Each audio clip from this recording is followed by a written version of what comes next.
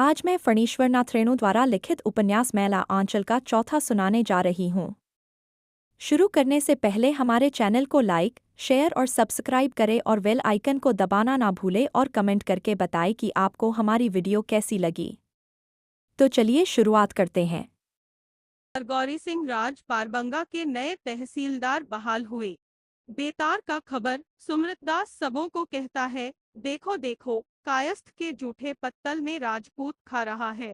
तहसीलदार विश्वनाथ बाबू को राज पारबंगा के कुमार साहिब ने बुलाकर बहुत समझाया बुझाया, लेकिन तहसीलदार ने कहा, थूक फेंक कर चाटना आदमी का काम नहीं। तहसीलदारी में अब क्या मजा है? अब तो यह सूखी हड्डी है। वास्तव में अब तहसीलदारी में कोई मजा नहीं रह गया है। जमाना बदल गया है। तहसीलदार साहब के बाप देवनाथ मल्लिक सिर्फ 5 रुपए माहवारी पर बहाल हुए थे, लेकिन ऊपरी आमदनी 3 साल बीतते बीतते 80-90 बीघे धनहर धान की खेती वाली जमीन के मालिक बन गए थे। आदमी की ऊपरी आमदनी ही असल आमदनी है, और तहसीलदारी रोब का क्या पूछना। तहसीलदार के खेत में मजदूरी करने वालों को कभी मजदूरी नहीं मिलती थी। राज पारबंगा के राजा तो तिरहुत में रहते थे, उन्हें किसी ने कभी देखा भी नहीं। असल राजा तो बूढ़े देवनाथ मल्लिक ही थे। उस समय कटिहार शहर ठिकाने से बसा भी नहीं था। बूढ़े तहसीलदार साहब अपने सलीम शाही जूतों के तल्ले में ही कांटियां पुरैनिया से ठुकवाकर मंगाते थे और 3 महीने में ही कांटियां झड़ जाती थीं। सुनते हैं, वे बोलते बहुत कम थे, कान से कुछ कम सुनते थे, और जब बोलते थे तो मारो साले को 10 जूता। कमला नदी के बगल में जो गड्ढा है, उसी में जो पाल कर रखा था। जिसने तहरीर, तलबाना या नजराना देने में देर की, उसे गड्ढे में 4 घंटे तक खड़ा करवा दिया। पाँव के अंगूठे से लेकर जांघ तक मोटे मोटे जो घुघरू की तरह लटक जाते थे। वह जमाना तो बूढ़े तहसीलदार के साथ ही चला गया। जब नील काठी के साहबों के भी जुल्म से उबकर जगह जगह किसानों ने बलवा करना शुरू किया, तो जमींदारों ने अपने तहसीलदार और पटवारियों को गुप्त रूप से हिदायत दी, ज्यादा जोर जुल्म मत करो। विश्वनाथ बाबू ने भी अच्छी तरह ही निभाया। रैयतों पर विशेष जोर जुल्म करने की कभी जरूरत नहीं पड़ी।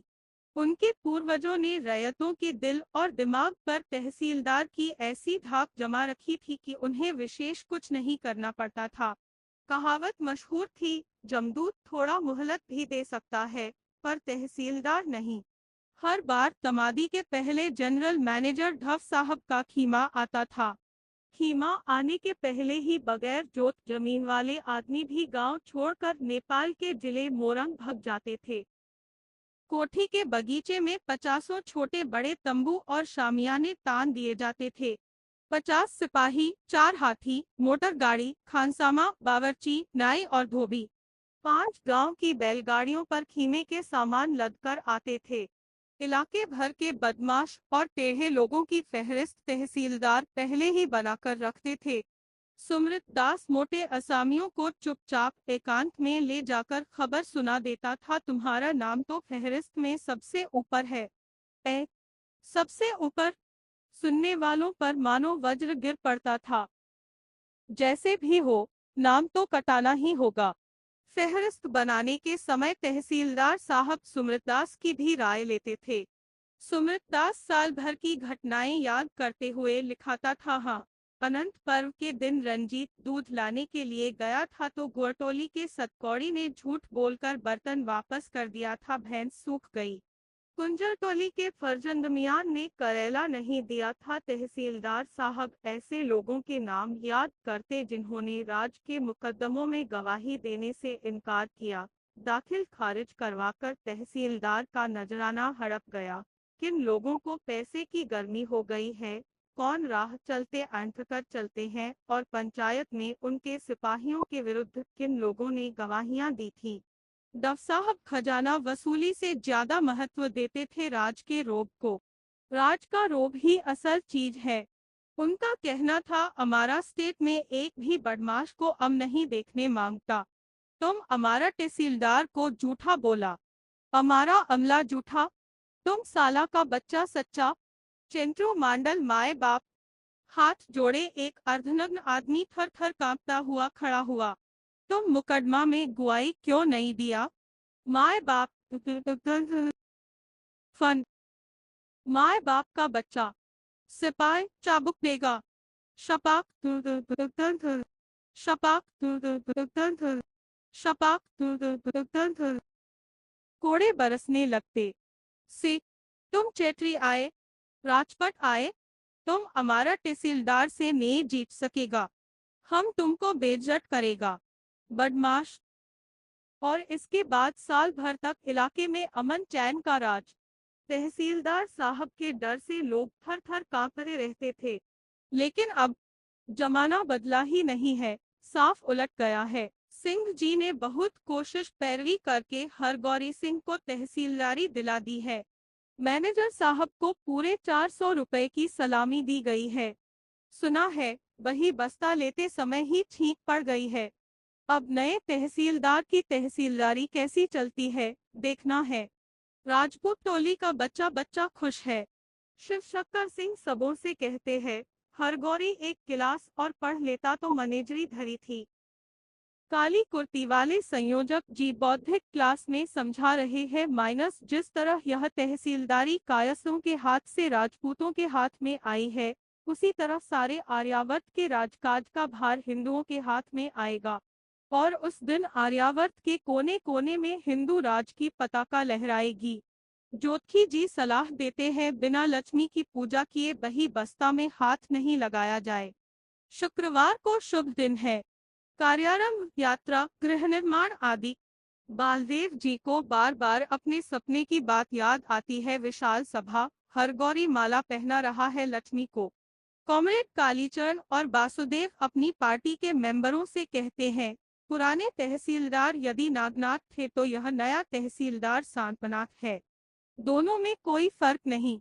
दोनों ही जालिम जमींदार के कठपुतले हैं। सोशलिस्ट पार्टी के सेक्रेटरी साहब ने कहा है, लोग संघर्ष के लिए तैयार रहें। बावनदास के लिए यह गांव नया है, गांव के लोग नए हैं। वह अभी चुप हैं। न जाने क्यों, उसका जी जाने क्यों, उसका जी नहीं लमता है। चरखा सेंटर में सिर्फ चरखा करघा ही नहीं, बूढ़े लोगों को रात में पढ़ाया भी जाता है। औरतों और बच्चों को मास्टरनी जी पढ़ाती है और बूढ़ों को मास्टर जी। बूढ़ा विरंची दास 10 दिनों से क ख ग घ पढ़ रहा है, लेकिन क के बदले ग से ही कखना शुरू करता है। ग घ क ख।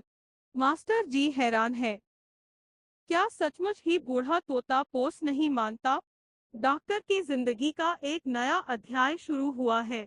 उसने प्रेम, प्यार और स्नेह को बायोलॉजी के सिद्धांतों से ही हमेशा मापने की कोशिश की थी। वह हंसकर कहा करता, दिल नाम की कोई चीज आदमी के शरीर में है, हमें नहीं मालूम। पता नहीं आदमी लंग्स को दिल कहता है या हार्ट को। जो भी हो, हार्ट, लंग्स या लीवर का प्रेम से कोई संबंध नहीं है। अब वह यह मानने को तैयार है कि आदमी का दिल होता है, शरीर को चीर फाड़ कर जिसे हम नहीं पा सकते हैं। वह हार्ट नहीं, वह अगम अगोचर जैसी चीज है जिसमें दर्द होता है, लेकिन जिसकी दवा एड्रेलिन नहीं। उस दर्द को मिटा दो, आदमी जानवर हो जाएगा। दिल वह मंदिर है जिसमें आदमी के अंदर का देवता वास करता है। बचपन से ही वह अपने जन्म की कहानी को कभी भूल नहीं सका। प्रत्येक इतिहास पर गौरव करने वाले युग में पले हुए हर व्यक्ति को अपने खानदान की ऐसी कहानी चाहिए जिसके उजाले से वह दुनिया में चकाचौंध पैदा कर दे। लेकिन डॉक्टर के वंश इतिहास पर काली रोशनाई पुती हुई है, जेल की सेंसर की हुई चिट्ठियों की तरह। काली रोशनाई से किसी हिस्से को इस तरह पोत दिया जाता है, कोई कल्पना भी नहीं कर सकता कि उस हिस्से में कभी कुछ लिखा हुआ था। जन्म देने वाली माँ ने भी जिसे दूर कर दिया। अंधेरे में एक अभागिन मान, दिल का दर्द और भयावही छाया आकर हाथ बढ़ाती है। माँ अंतिम बार अपने कलेजे के टुकड़े को, रक्त के पिंड को एक पलक निहारती है, चूमती है। भयावनी छाया उसके हाथ से शिशु को छीन लेती है। माँ दांतों से ओठ दबाए खड़ी रह जाती है। डॉक्टर ने अपनी माँ के स्नेह को, अंधेरे में खड़ी सलहुटेब तस्वीर सी माँ के दुलार की कीमत को समझने की चेष्टा की है। वह गला टीपकर मार भी तो सकती थी। खटमल को मसलने के लिए अंगुलियों पर जितना जोर डालना पड़ता है, उस 5 घंटे की उम्र के शिशु की जीवन लीला समाप्त करने के लिए उतने से जोर की ही आवश्यकता थी। मान ऐसा नहीं कर सकी। शायद उसने चेष्टा की होगी। गले पर 1-2 बार अंगुलियां गई होंगी।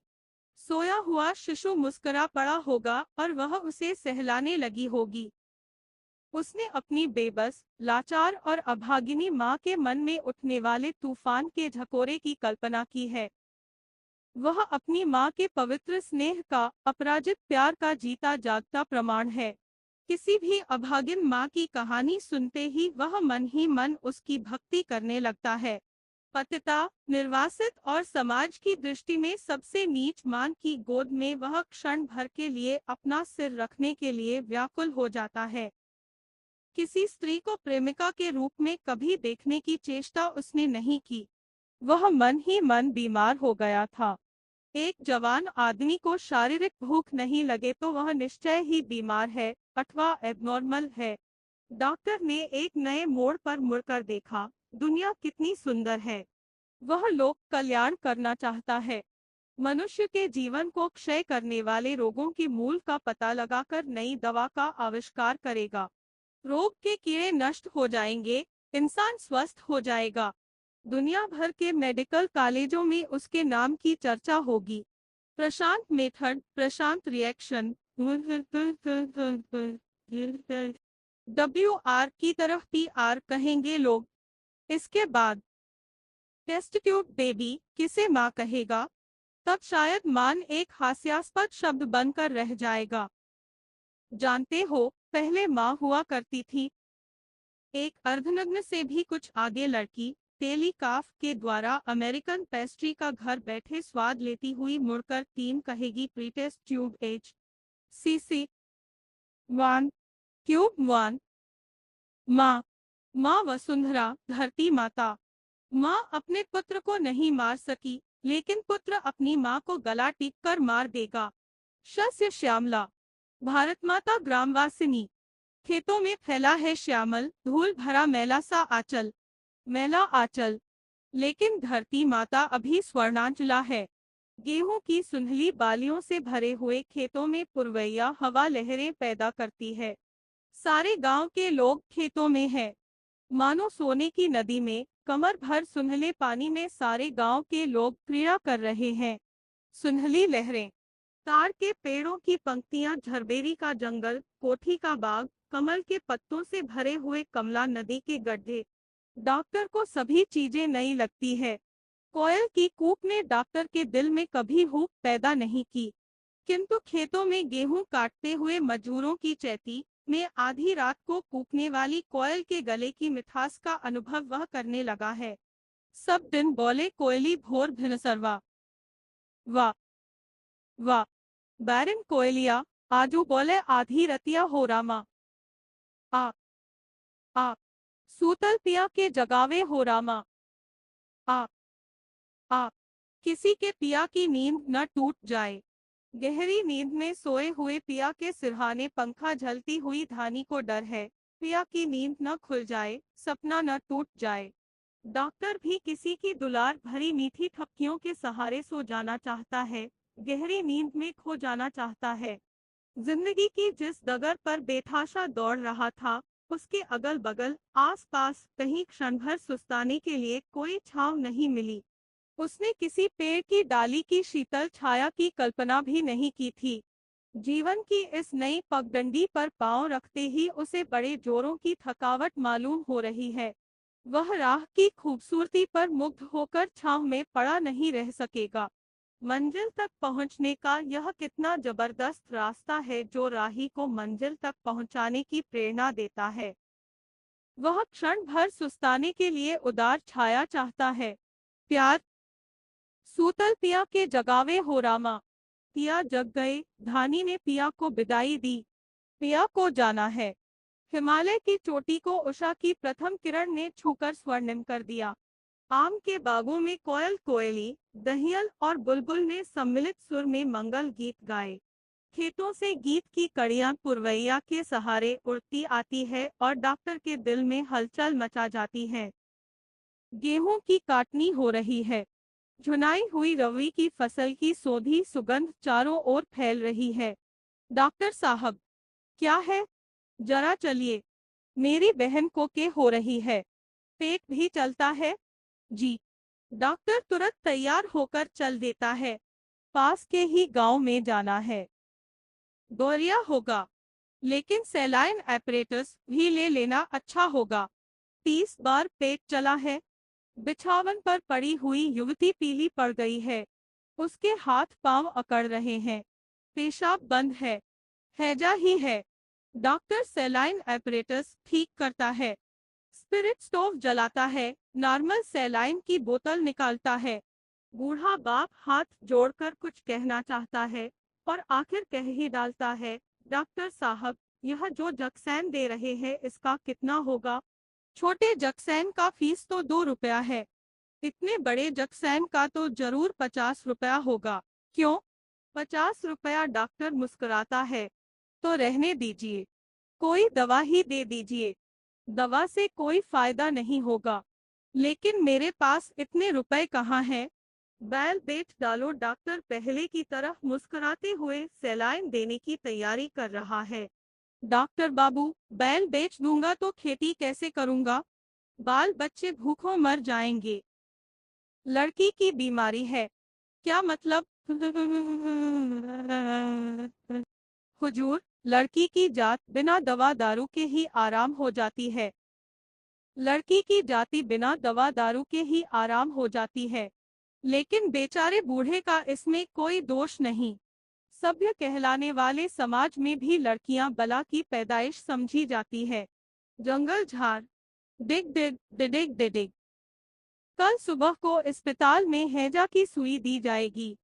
सभी लोग, बाल बच्चे, बूढ़े जवान, औरत मर्द आकर सुई ले ले। डिग डिग डिडिग। गांव का चौकीदार डोल्हा दे रहा है। हैजा के पहले रोगी को बचा लिया गया, लेकिन गांव को नहीं बचाया जा सकता। डॉक्टर ने ढोल दिलवाकर लोगों को सुई लेने की खबर दी, लेकिन कोई नहीं आया। कुआं में दवा डालने के समय लोगों ने दल बांधकर विरोध किया, चालाकी रहने दो। डॉक्टर कूपों में दवा डालकर सारे गांव में हैजा फैलाना चाहता है। खूब समझते हैं। डॉक्टर ने बालदेव जी, कालीचरण और चरखा सेंटर के लोगों को खबर देकर बुलवाया। सहायता मांगी। यदि लोगों ने सुई नहीं लगवाई और कुओं में दवा नहीं डालने दी तो एक भी गांव को बचाना मुश्किल होगा। दोपहर को बालदेव जी, कालीचरण और चरखा सेंटर के मास्टरनी जी डॉक्टर साहब के साथ दल बांधकर निकले और कुओं में दवा डाल दी गई। सुई देने की समस्या जटिल थी। कालीचरण ने कहा, एक बात आज कोठी का हाट है। हाथ लगते ही चारों ओर घेर लिया जाए और सबों को जबरदस्ती सुई दी जाए।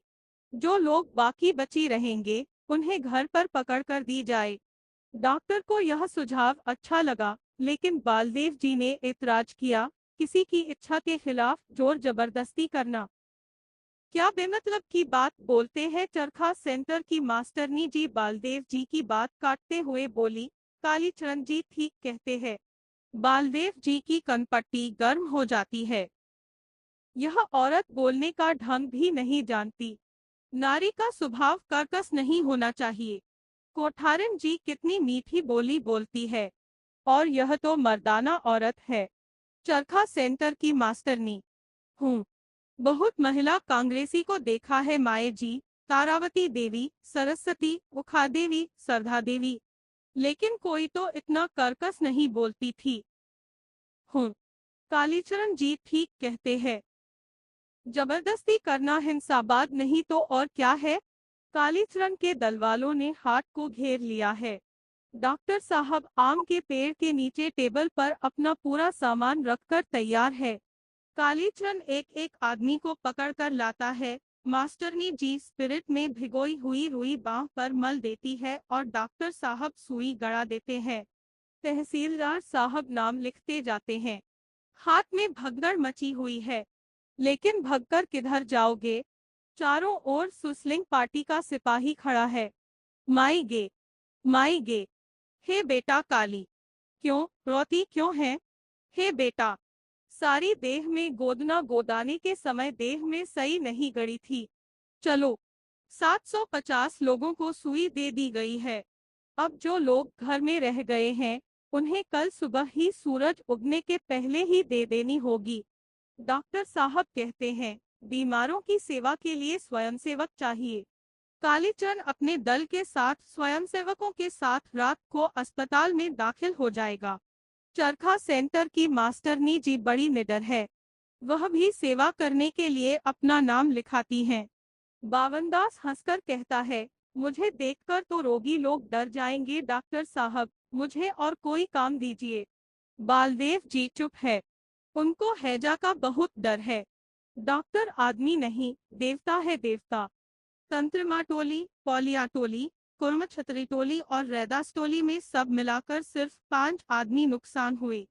घर घर में 1-2 आदमी बीमार थे, लेकिन डॉक्टर देवता है। दिन रात कभी एक पल चैन से नहीं बैठा। मास्टरनी जी भी देवी है। कालीचरण भी बहादुर है। तय और दस्त से भरे बिछावन पर लेटे हुए रोगी की सेवा करना, कपड़े धोना, दवा डालकर गंदगी जलाना आदमी का काम नहीं, देवता ही कर सकते हैं। एक पैसा भी फीस नहीं लिया और मुफ्त में रात रात भर जगकर लोगों का इलाज करते रहे। रेशमलाल कोयरी के इकलौते बेटे को जम के मुंह से छुड़ा लिया। रेशम ने डॉक्टर को खुशी खुशी एक गाय बख्शीश दी, लेकिन डॉक्टर साहब ने कहा, अपने लड़के को इस गाय का दूध पिलाओ, दूध बिक्री मत करो, यही हमारी बख्शीश है। बावनदास भी अवतारी आदमी है। रात भर नीम के पेड़ के नीचे बैठकर खंजरी बजाकर गाते रहते थे। मालिक सीताराम सोच मन काहे करो, सीताराम सीताराम, बंदे महातरम। मालिक सीताराम। भयावह रात में जबकि आदमी अपनी छाया से डरते थे, बावन का गीत डरे हुए लोगों को बल देता था। मालिक सीताराम सोच मन काह करो, निर्बल के बलराम। ब्राह्मण टोली में 3 आदमी मरे और जोतही जी की स्त्री तो दूसरी बीमारी से मरी। बच्चा अटक गया। कायस्थ टोली, संथाल टोली और यादव टोली में एक भी आदमी बीमार नहीं हुआ। राजपूत टोली में 5-7 आदमी को रोग ने पकड़ा, लेकिन डॉक्टर साहब ने सबों को बचा लिया। 15 दिनों के बाद कमली ने डॉक्टर की सूरत देखी है। कमली ने मन ही मन कितनी बातें गढ़ रखी थी। वह रूठी रहेगी, बोलेगी नहीं। 15 दिनों में एक बार भी तो आते। रहने दीजिए, यही होता न कि रोग का छूत मुझे लग जाता, मैं मर जाती। आपका क्या बिगड़ता? चरखा सेंटर की मास्टरनी जी जो थी, रात भर खूब चाय बनाकर पिलाती थी न, लेकिन डॉक्टर को देखते ही वह सब कुछ भूल गई। डॉक्टर का चेहरा एकदम काला हो गया है, आंखें धंस गई है। प्यारू ठीक ही कहता था, डॉक्टर साहब दुनिया भर को आराम कर रहे हैं, लेकिन खुद बीमार होते जा रहे हैं। खाना पीना तो एकदम कम हो गया है। कमली चाहती है कि माँ थोड़ी देर के लिए डॉक्टर को अकेला छोड़ दे। आज वह डॉक्टर से लिपट जाएगी। कहिए हैजा डॉक्टर साहब। कमली हंसते हुए डॉक्टर के पास जाती है। हैजा डॉक्टर, सुनिए लड़की की बात जरा। मैं पूछती हूँ तुमसे कि तुम दिन दिन क्या होती जा रही हो। माँ डांटते हुए कहती है, वाह रे, रामपुर के बटैयादार लोग उस दिन आकर बाबूजी से पूछ रहे थे कि हैजा डॉक्टर कहाँ रहता है। सुना था नहीं? लोग इन्हें हैजा डॉक्टर ही कहते हैं। कमला खिलखिलाकर हंसती है। माँ हंसते हुए चली जाती हैं। डॉक्टर मुस्कुराते हुए कहता है, लोग हैजा डॉक्टर कहते हैं, लेकिन तुमको तो कहना चाहिए बेहोशी डॉक्टर। आहा, बेहोशी डॉक्टर की सूरत तो आज 15 दिनों बाद दूज के चांद की तरह देखने को मिली है और बात बनाते हैं। कमली मुंह फुलाती है। नहीं कमली, इस बीच मुझे बराबर यही डर लगा रहता था कि यदि तुमने कुछ गड़बड़ी पैदा की तो क्या होगा। तो मैं जानबूझकर बेहोश होती हूँ। क्यों? हाँ, जानबूझकर। क्यों? क्योंकि बेहोश होने से ही बेहोशी डॉक्टर आता है। डॉक्टर आवे न आवे मेरी बला से। अच्छी बात है, तो मैं चला। डॉक्टर साहब इतने दिनों बाद आए हैं, चाय बना देगी? सो तो नहीं, बैठकर झगड़ा कर रही हैं। माँ अंदर से ही कहती है। कमली दांत से जीभ को दबाते हुए उठ भागती है। मान सब सुन रही थी शायद। डॉक्टर ने इस बार आसपास के 15 गांवों का परिचय प्राप्त किया है। भयातुर इंसानों को देखा है, बीमार और निराश लोगों की आंखों की भाषा को समझने की चेष्टा की है। उसे मध्यवित्त किसानों की अंदर हवेली और बेजमीन मजदूरों की झोपड़ियों में आने का सौभाग्य या दुर्भाग्य प्राप्त हुआ है। रोगियों को देखकर उठते समय छींके पर टेगी हुई खाली मिट्टी की हाड़ियों से उसका सिर टकराया है। 7 महीने के बच्चे को बथुआ और पाट के साग पर पलते देखा है। उसने देखा है गरीबी, गंदगी और जहालत से भरी हुई दुनिया में भी सुंदरता जन्म लेती है। किशोर किशोरियों और युवतियों के चेहरे पर एक विशेषता देखी है उसने। कमला नदी के गड्ढों में खिले हुए कमल के फूलों की तरह जिंदगी के भोर में वे बड़े लुभावने, बड़े मनोहर और सुंदर दिखाई पड़ते हैं, किंतु ज्यों ही सूरज की गर्मी तेज हुई, वे कुम्हला जाते हैं। शाम होने से पहले ही पपड़ियां झड़ जाती है। कश्मीर के कमल और पूर्णिया के कमल में शायद यही फर्क है। और कमली तो राजकमल। मैं तुम्हें राजकमल कहूंगा। और मैं तुम्हें प्रशांत महासागर कहूंगी। कमला ने आज अनजाने ही तुम कह दिया। प्रशांत महासागर में राजकमल नहीं खिलता, मैं कमला नदी का गड्ढा ही होना पसंद करूंगा। डॉक्टर हंसता है। कमली की बड़ी बड़ी आंखों की पलकें एक बार ऊपर उठकर झुक गई। तुमने मुझे आज तक अपना अस्पताल क्यों नहीं दिखलाया? तुम्हारे चूहे, खरगोश, सियार और नेवले। माँ और बाबूजी तुम्हें अस्पताल जाने देंगे? क्यों नहीं? तो आज ही चलो, अभी। कमली डॉक्टर के साथ अस्पताल की ओर जा रही है।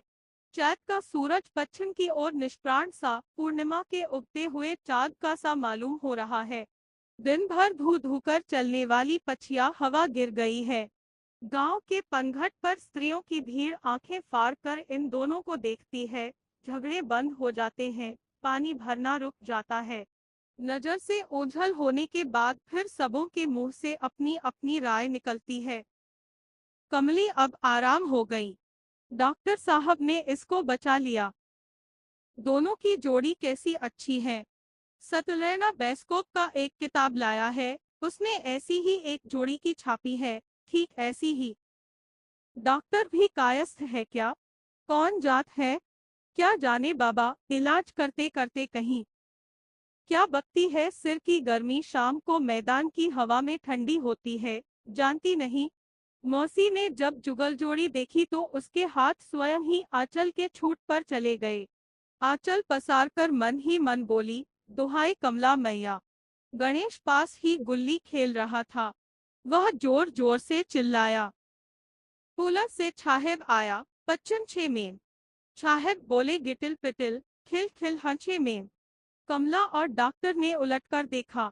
गणेश ताली बजाकर हंस रहा था। देखो नानी, छाहेब में। दोनों ने हंसते हुए मौसी को प्रणाम किया। गणेश भागकर मामी के आंचल में छिप जाता है। कमली चिल्लाकर कहती है, अच्छा ठहरिए गोबर गणेश जी, अभी लौटती हूँ तो कान पकड़कर चांद दिखाऊंगी। तहसीलदार साहब रास्ते में ही मिले। हंसते हुए बोले, आज शायद यही पागलपन सवार हुआ था। अच्छी बात है, सुबह शाम की हवा में बहुत गुण है। सभी एक ही साथ हंस पड़े। कोठी के बाग में गुलमोहर की बड़ी बड़ी डालियां लाल लाल फूलों से जलती हुई हवा के हल्के झोंकों में हिलडुल रही थीं। अमलतास के पीले फूल नववधू की पीली ओढ़नी की याद दिला रहे थे। योजन गंधा शाम की हवा में पागलपन बिखेर रही थी। शिरीष के फूलों की पंखुड़ियां मंगलाशीष की तरह झड़ रही थी।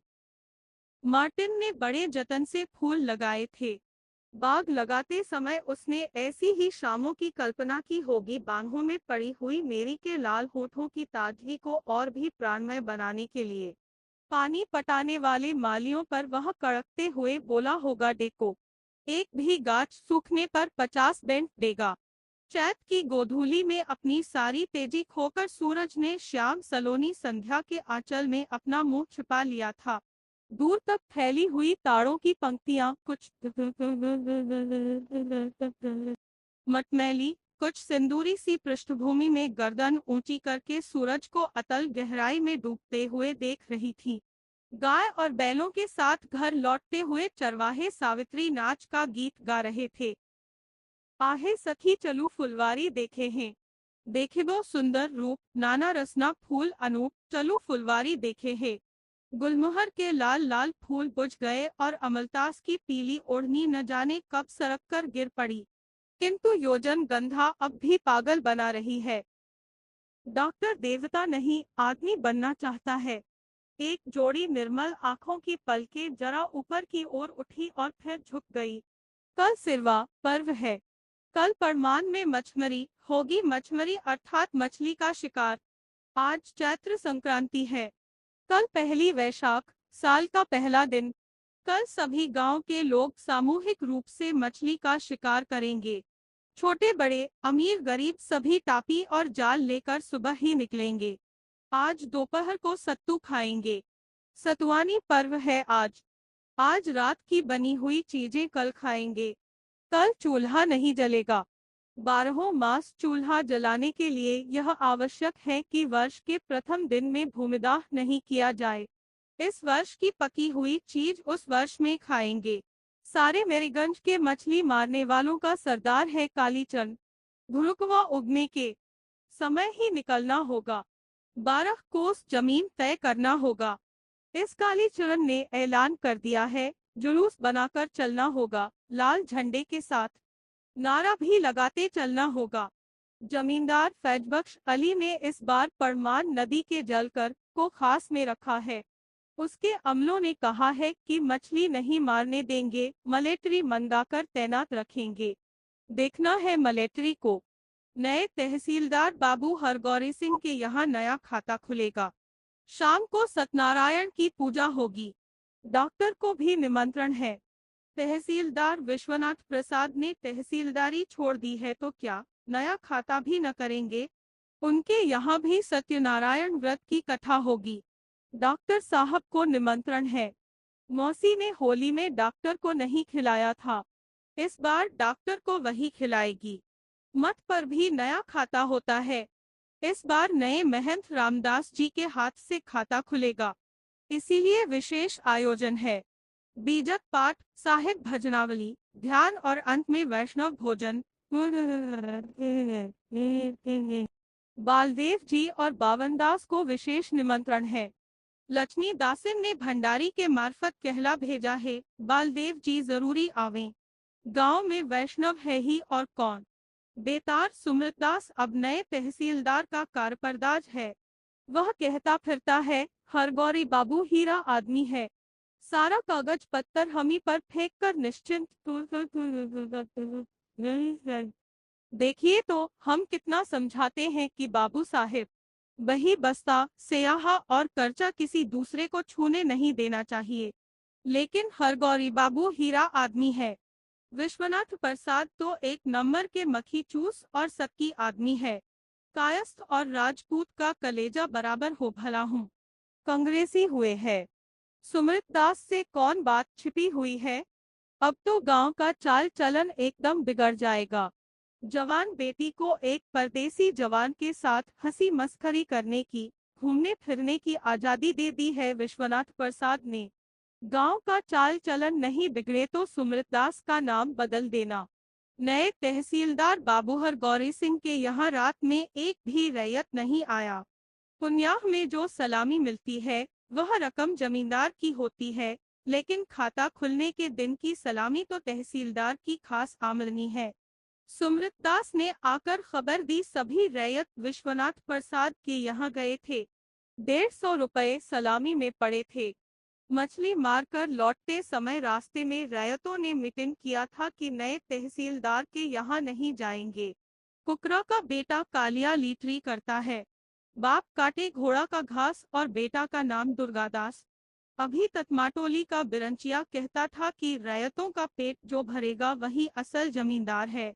नए तहसीलदार ने कभी एक चुटकी ढा भी दिया है। शास्त्र वचन कभी झूठ नहीं होता। राय एड कन्मोचन जूता मार पवित्रम। समझे तहसीलदार साहब, राड़ और कांटों को कांटी वाले जूते से बस में किया जाता है। बालदेव जी का काम छूट गया। कपड़े, चीनी और किरासन तेल की पुर्जी अब तहसीलदार विश्वनाथ प्रसाद देंगे। बालदेव जी को क्यों छुड़ा दिया? शायद उनका बिलेक पकड़ा गया। पाप कितने दिनों तक छिपेगा?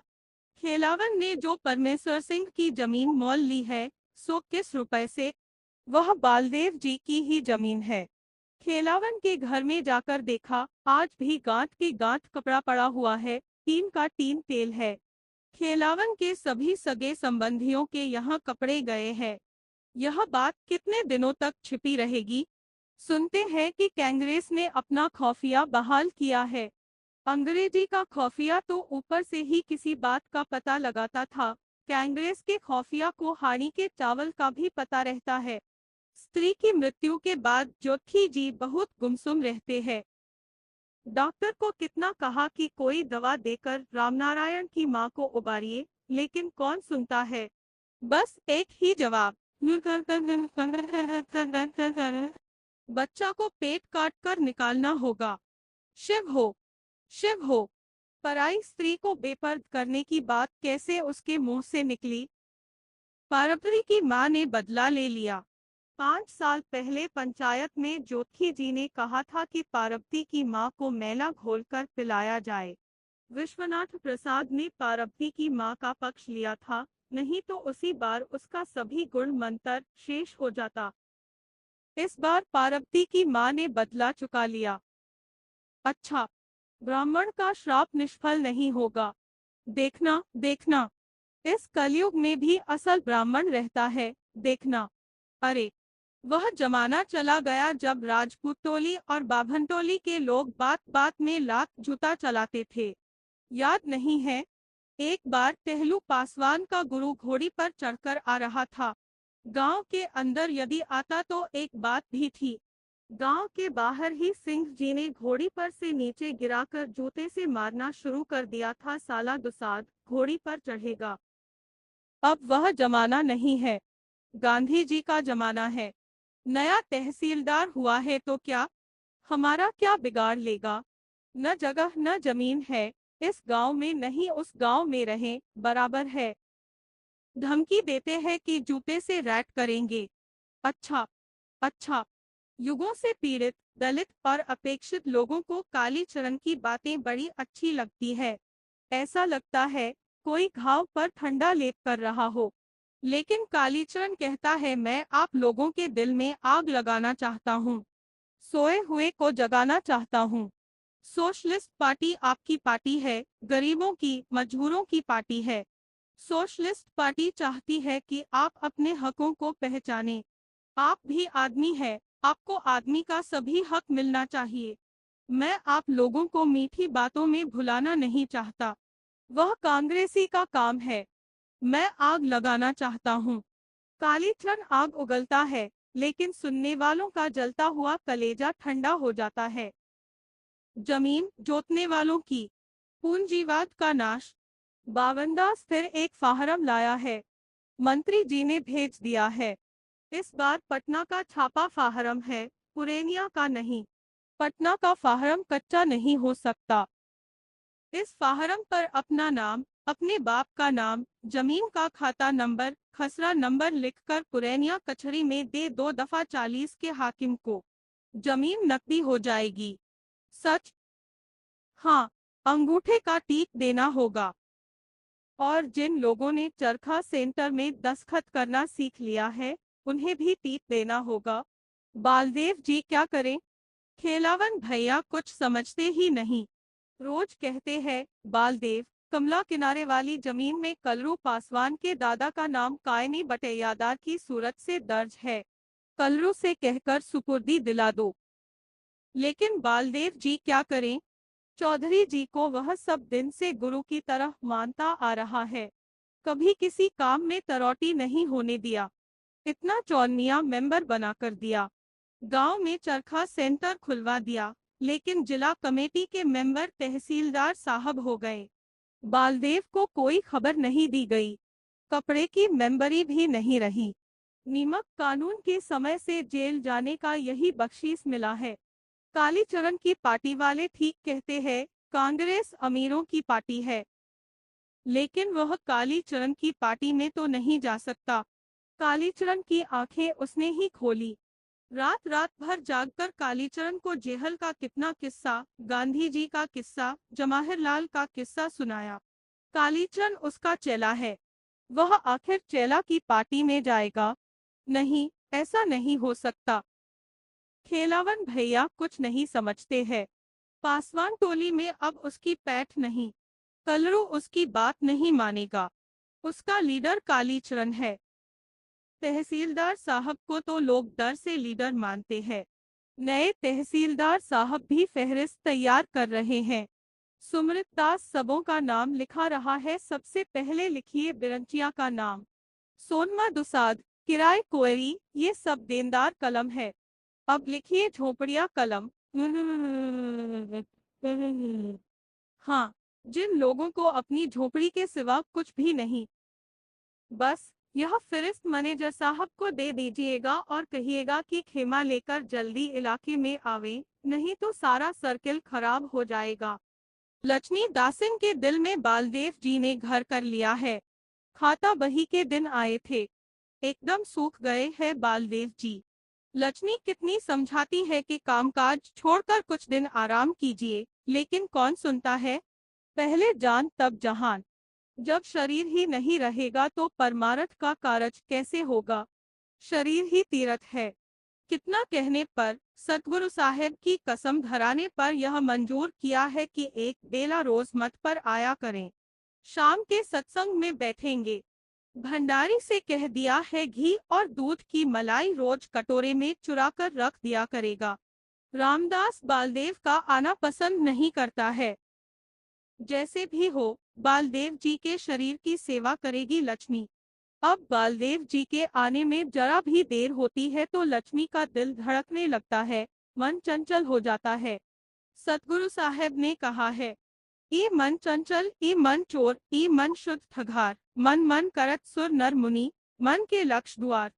लक्ष्मी का मन चंचल है, पर चोर नहीं। बालदेव जी चोरी से उसके मन में नहीं आते हैं। मन के लक्ष्य द्वार है। बालदेव जी एक ही साथ लक्ष्य द्वार से उसके मन में बैठ जाते हैं। एक लक्ष्य बालदेव जी। अखिल भारतीय मेडिकल गजट में डॉक्टर प्रशांत, मैलेरियोलॉजिस्ट के रिसर्च की छमाही रिपोर्ट प्रकाशित हुई है। गजट के संपादक मंडल में भारत के 5 डॉक्टर हैं। इस रिपोर्ट पर उन लोगों ने अपना अपना नाम नोट दिया है। मद्रास के doctor T Ramaswamy MSc DTM Cal PhD Edin FRSJ Edin ने लिखा है, हमें विश्वास हो गया है कि डॉक्टर प्रशांत मलेरिया और कालाजार के बारे में ऐसे तथ्यों का उद्घाटन करेंगे जिनसे हम अब तक अनभिज्ञ थे। नई दवा तथा नए उपचार की संभावनाओं के लिए सारा मेडिकल संसार उनकी ओर निगाहें लगाए बैठा है। प्रशांत की विस्तृत रिपोर्ट में मलेरिया और कालाजार से संबंधित मिट्टी, हवा, पानी तथा इसमें पलने वाले प्राणियों पर नई रोशनी डाली गई है। अपनी रिपोर्ट में डॉक्टर ने एक जगह लिखा है, यहाँ के लोग सुबह को बासी भात खाकर पाट धोने के लिए गंदे गड्ढों में घुसते हैं और करीब 7 घंटे तक पानी में रहते हैं। गंदे गड्ढों को देखने से ऐसा लगता है कि पानी के आध इंच धरातल की जांच करने पर 1 लाख से ज्यादा मच्छर के अंडे जरूर पाए जाएंगे, किंतु यहाँ के मच्छर गंदे गड्ढों में बहुत कम अंडे देते पाए गए हैं। इनका कोई कोई ग्रुप तो इतना सफाई पसंद होता है कि निर्मल और स्वच्छ तालाबों को छोड़कर और कहीं अंडे देता ही नहीं। बेचारे खरगोशों को क्या पता कि उनकी जीभ में जो दाने निकल आते हैं, कानों के अंदर जो खुजलाहट होती है, कोमल से कोमल घास की पत्तियां भी खाने में अच्छी नहीं मालूम होती है, ये कालाजार के लक्षण है। मनुष्य के शत्रु कीड़े मकोड़ों के बारे में डॉक्टर ने लिखा है, मच्छरों को नष्ट करने के उपाय जो हमें बहुत पहले बता दिए गए हैं, हम उन्हीं को आज भी आंख मूंद कर दोहरा रहे हैं। जिन कीड़ों को हम नष्ट करना चाहते हैं, उनके बारे में हमारी जानकारी बहुत थोड़ी होती है। हमें उनकी आदत, स्वभाव और व्यवहार के ढंगों के बारे में जानना होगा। एनोफिलीज के भी कई ग्रुप हैं, हर ग्रुप के अलग अलग ढंग है। किंतु किसी ग्रुप में भी तरह तरह के छोटे छोटे सब ग्रुप होते हैं जिनकी आदतों और प्रजनन ऋतु में विभिन्नता पाई गई है। उनके लुकने छिपने, पसंदगी और नापसंदगी में भी फर्क है। मैंने एक ही ग्रुप के मच्छरों को 3 किस्म से अंडे छोड़ते पाया है और हर ग्रुप में कुछ दल विशेष है जो हवा में अंडे छोड़ते हैं। इनकी चालाकी और बुद्धिमानी का सबसे दिलचस्प उदाहरण यह है कि एक ही मौसम में एक ही ग्रुप के मच्छर हमले के लिए 15 तरह के तरीके व्यवहार करते हैं। कुछ तो एकदम डाइव फ्लाइंग करके ही हमला करते हैं। इसके अलावा डॉक्टर ने मलेरिया और कालाजार में रक्त परिवर्तन पर भी कुछ नई बातें कही है। ममता की चिट्ठी आई है। पटना मेडिकल कॉलेज को इस बात पर गर्व है कि बिहार का एकमात्र मलेरियोलॉजिस्ट डॉक्टर प्रशांत उसी की देन है। ममता ने और भी बहुत वसी बातें लिखी है, बहुत सी बातें जिसे प्रशांत करीब करीब भूल गया है या भूल जाना चाहता है। पटना क्लब का नाम पाटलिपुत्र क्लब हो गया है। मिस रेवा सरकार ने बैडमिंटन में रोमेश पाल को हरा दिया। इन बातों में प्रशांत को अब कोई दिलचस्पी नहीं, लेकिन ममता जब पत्र लिखती है तो वह कुछ भी बात नहीं देती, छोटी से छोटी बात का जिक्र करती है। पटना मार्केट के सामने जो चाय की दुकान थी, उसका बूढ़ा मालिक मर गया। तुम्हें याद है? वही जो तुमको रोज सलाम करके चाय के लिए निमंत्रित करता था। कश्मीरी चाय। प्रशांत को हंसी आती है। बेचारी ममता, उसे क्या मालूम कि मछली को लेकर पालतू नेवले से झगड़ा करने में जो आनंद आता है, वह किसी खेल में नहीं। प्रशांत कभी स्पोर्ट्समैन नहीं रहा, वह किसी भी खेल का खिलाड़ी नहीं रहा। फिर भी उसे खेलों में बड़ी दिलचस्पी रहती थी। उसने ताश के पत्तों को कभी हाथ से स्पर्श नहीं किया, लेकिन साप्ताहिक ब्रिज नोट्स को वह गंभीरता से पढ़ जाता था। चर्चिल का भाषण पढ़ना भले ही भूल जाए, कलकत्ता के आईएफए के मैचों की रिपोर्ट वह सबसे पहले पढ़ लेता था। लेकिन अब तो वह खुद खिलाड़ी है। नेवले का गुर्राना, चिल्लाना, पूंछ के रोंों को खड़ा कर हमला करना और हमला करते हुए इसका ख्याल रखना कि चोट नहीं लग जाए, नाखून नहीं गड़ जाए। स्पोर्ट्समैन स्पिरिट और किसको कहते हैं? डॉक्टर ममता श्रीवास्तव। दरभंगा के प्रसिद्ध डॉक्टर काली प्रसाद श्रीवास्तव की सुपुत्री ममता ने डॉक्टरी पास करने के बाद हेल्थ यूनिट की स्थापना की है।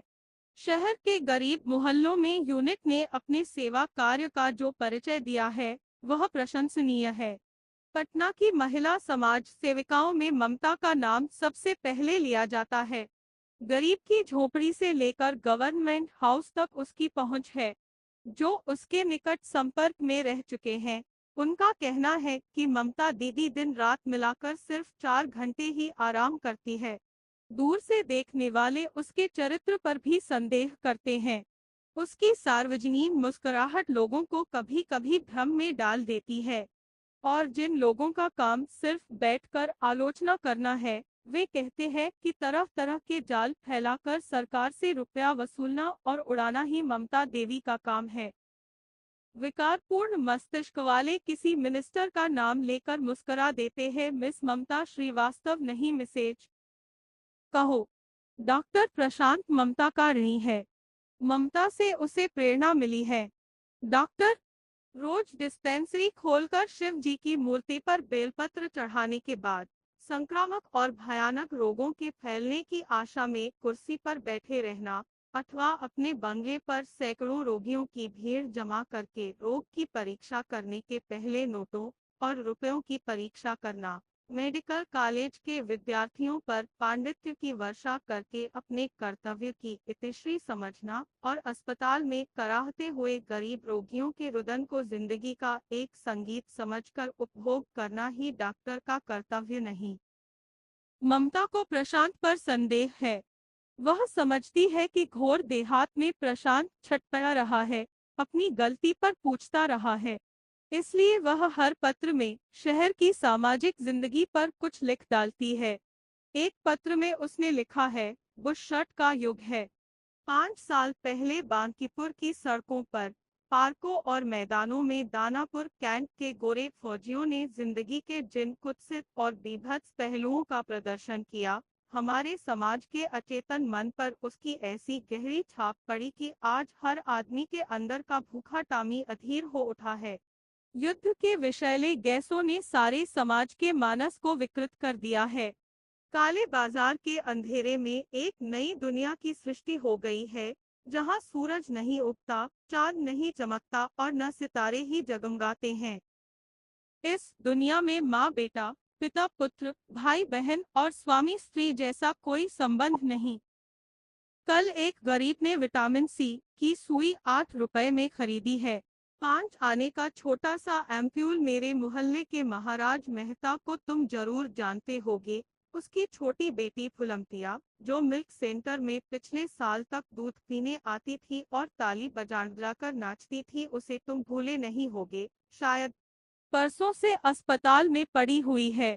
रामनवमी की शाम को नई रंगीन साड़ी पहनकर फुदकती हुई राम मंदिर गई थी और रात को 2 बजे पुलिस ने सिटी के एक पार्क में उसे कराहते हुए पाया।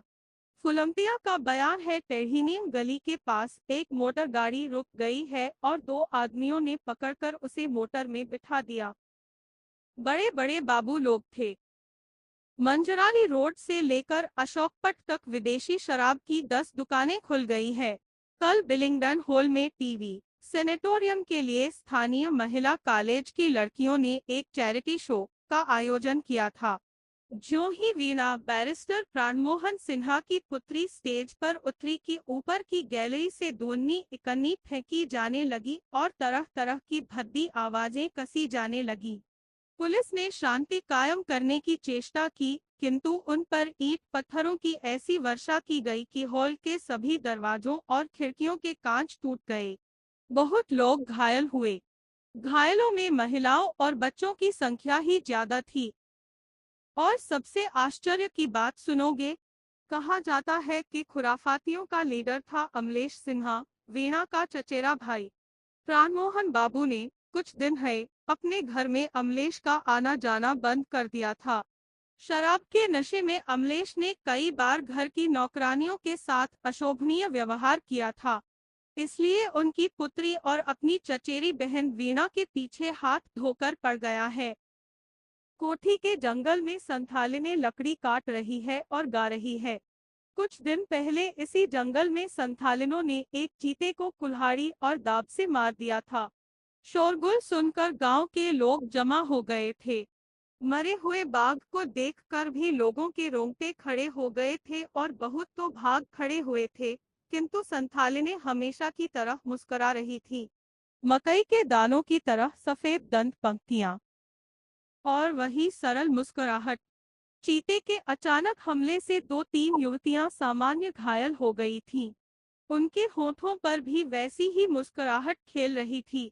उनके जख्मों को धोकर मरहम पट्टी करते समय डॉक्टर के शरीर में एक बार सिहर की हल्की लहरें दौड़ गई थीं और संथालिनी खिलखिलाकर हंस पड़ी थी। हे हन हन। जख्म पर तेज दवा लगने पर इस तरह हंसना डॉक्टर ने पहली बार देखा सुना। आबनूस की मूर्तियां, जूड़े में गुंथे हुए शिरीष और गुलमोहर के फूल। संथालिनी गाती हैं, छोटी मोटी पुखरी चरकुलिया पिंडरे पोरोइनी फूटे लालेन लाल, पास्चे तेरी फूल देखी फूले लाबेलब, पास्चे तेरी आधा दिन लगित। चारों ओर से बंधाए हुए एक छोटन से पोखरे में पुरान कमल के लाल लाल फूल खिले हैं। उस फूल पर तुम मुग्ध हो, मुझे भी देखकर तुम मोहित होते हो, किंतु वह मोह आधे दिन का ही तो नहीं।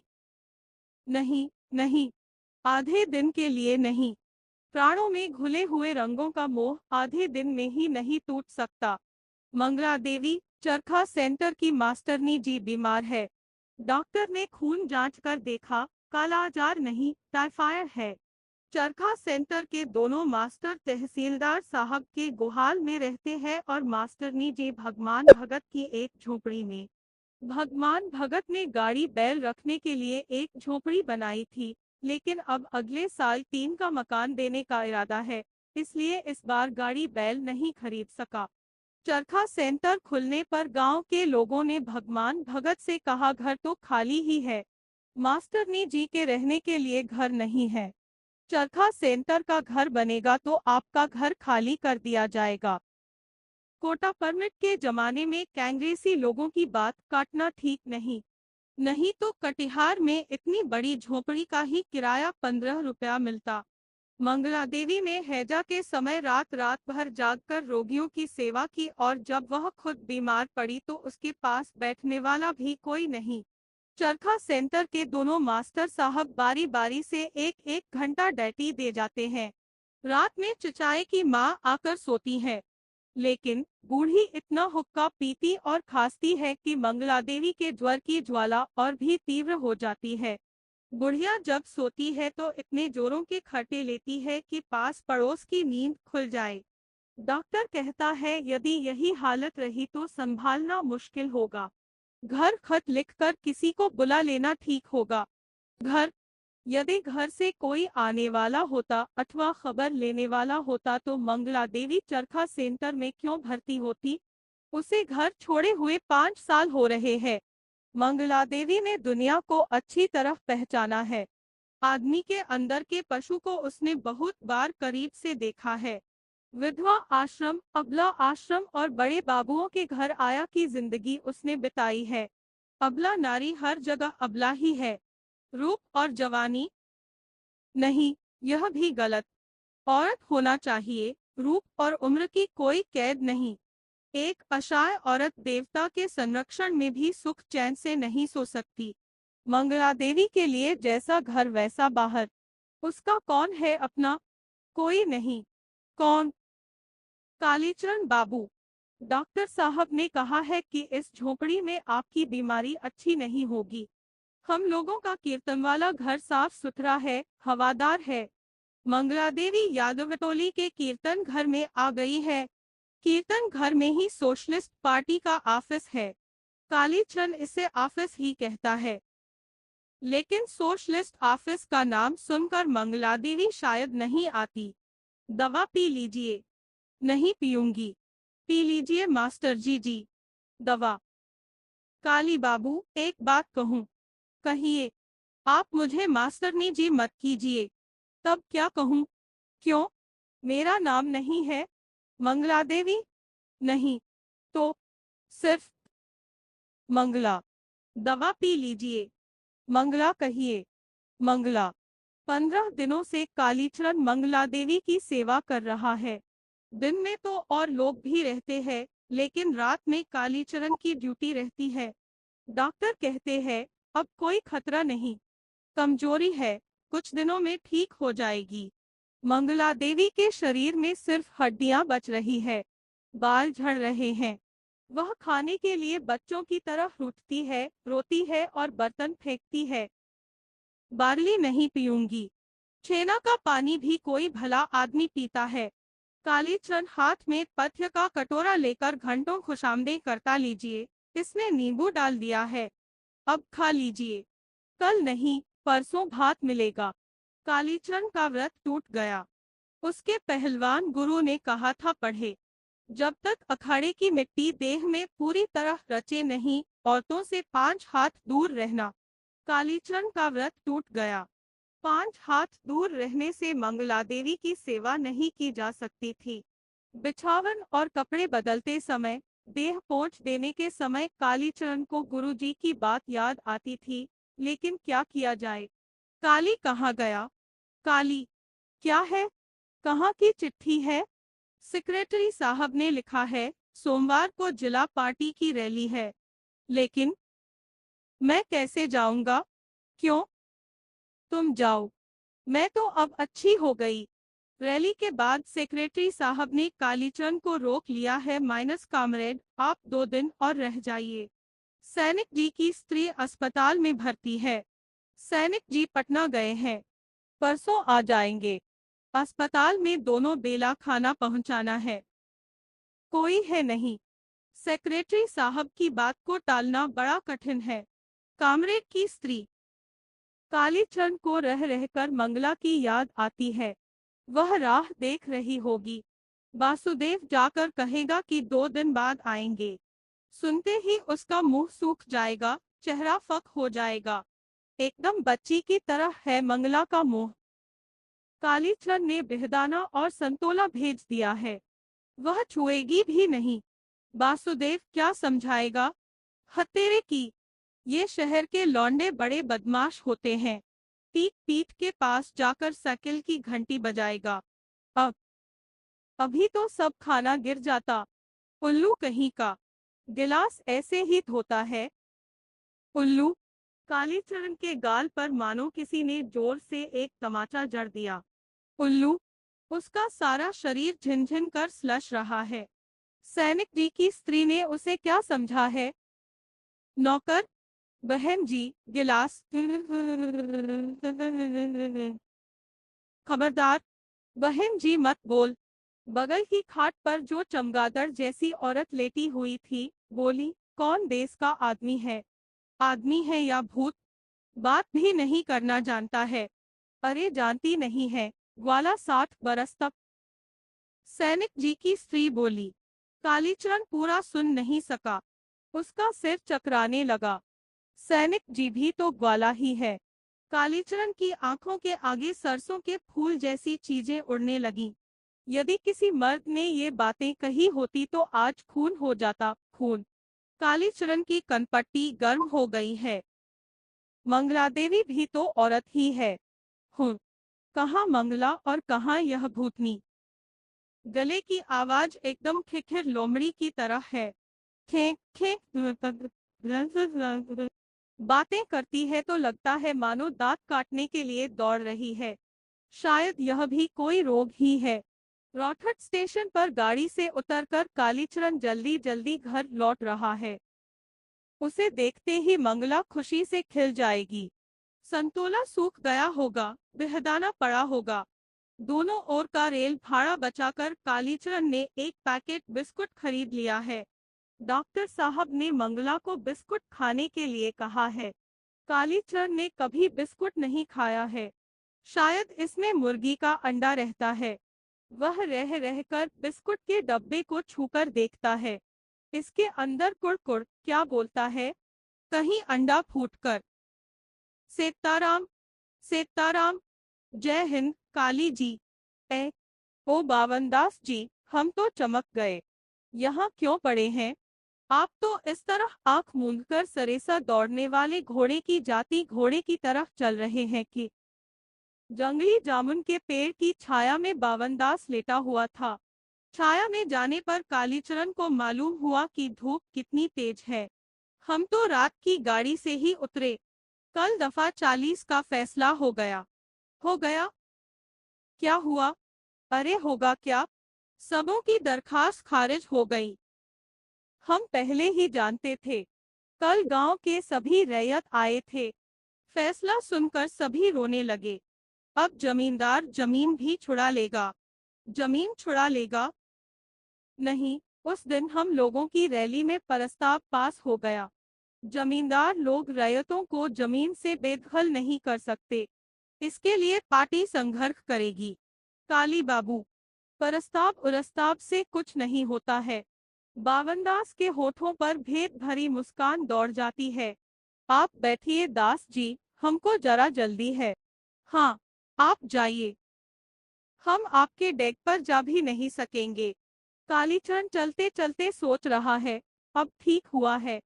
यदि रैयत की दरखास्त मंजूर हो जाती तो सभी लोग कांग्रेस में चले जाते। अब संघर्ष में सभी सोशलिस्ट पार्टी में ही रहेंगे। क्या है? बिस्कुट।